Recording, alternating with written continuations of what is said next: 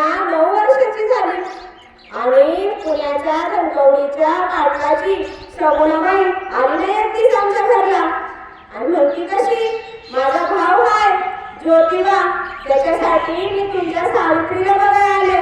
सावित्रीची आणि ज्योतिबाची जोडी लय छान दिसते बघा.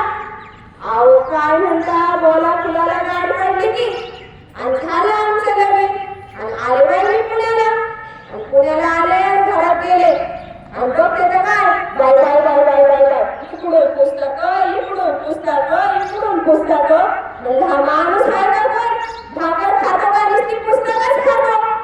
झालं बाई असं दिस चाललं आणि एक दिवस म्हणतात कसं मला सावित्री ए सावित्री पोरी बाळींची परिस्थिती लय वंगाळ आहे तुला शिकायला पाहिजे आणि या पोरीसनी समजायला शिक्षणातून आनंद दिला पाहिजे.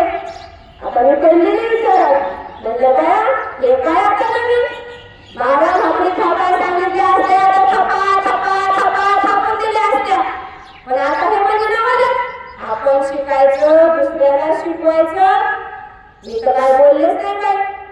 म्हणजे म्हणाले सावित्री तुला शिकावं लागेल आणि मुलींना या शिक्षणातून समाजाचा उद्धार करावा लागेल. मुलींची परिस्थिती फार वाईट आहे. मग मी निश्चय केला हाताची लेखणी आणि धरतीची पाटी करून मी वाचायला शिकले लिहायला शिकले आणि मला ही अक्षर सुंदर मोत्यासारखी वाटू लागली आणि पुढे मी कविता पण लिहू लागले. काव्य आणि फुले हा पहिला मी काव्य रचना केली आणि आता निश्चय केला की नाही आता आपणही ज्योतिबाच्या कार्यात समाजासाठी काहीतरी काम केलं पाहिजे. आणि 1 जानेवारी 1848 रोजी ह्यांनी पुण्यात भिडेवाड्याची शाळा सुरू केली. तोपर्यंत घरात कुजबूज व्हायला लागली. शाळा सुरू झाली आणि एक घाट आला ना आमच्या घरी आणि म्हणतो कसा ज्या पोरी शिकतात त्यांना मुलं होत नाहीत ज्या पोरी शिकतात त्यांना मुलं होत नाहीत. आणि माझं सासरं तापलं ना आणि म्हणलं कसं ज्योतिबा दुसरं लगीन कर. मी तर काय लय घाबरले. तेव्हा पद्धत मी होती मला दुसरं लगीन करायची. मग मी माझ्या स्वामींना म्हणलं की तुमचा वंश पुढे चालवायचा म्हणते तर तुम्ही लगीन करा. आणि सगळेजण बघायला लागले त्यांच्याकडं आणि मग म्हणतात कसं लगीन करायचंच असेल तर सावित्रीचं करा तिला होईल पण माझ्या दोष नसेल कशावरून. आणि सगळ्या लोकांनी तोंडात बोटं घातली. बाई त्या माणसाच्या काही जिभेला हाडबीड आहे का नाही असं वंगाळ बोलतोय. आणि त्यांचा हा निर्णय ऐकून सारे लोक झाले. माझ्या सासऱ्यांनी तो पोर व्हायचा नादच सोडून दिला. म्हणजे तुम्हाला काय करायची ते करा.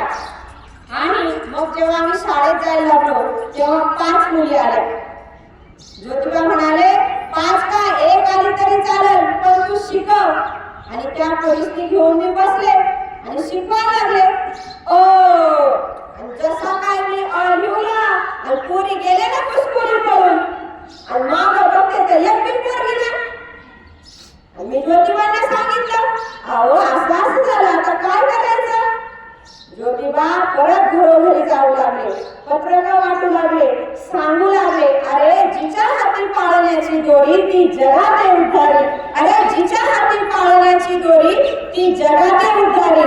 ज्योतिबांनी खूप कष्ट केले आणि तेव्हा पुढे 4, 2, 5 पुरी साड्या दिसू लागल्या आणि असं करता करता वर्ग भरू लागला.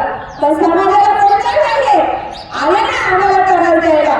जेव्हा मी शाळेत जात होते तेव्हा माझ्या अंगावर पाणी फेकायचे खरकट पाणी फेकायचे मला दगड हाणायचे शेण टाकायचे माझ्या अंगावर. आणि तेव्हा काय असे तुमच्यासाठी कपडे नव्हती बघा एकच लुगडं होतं मला.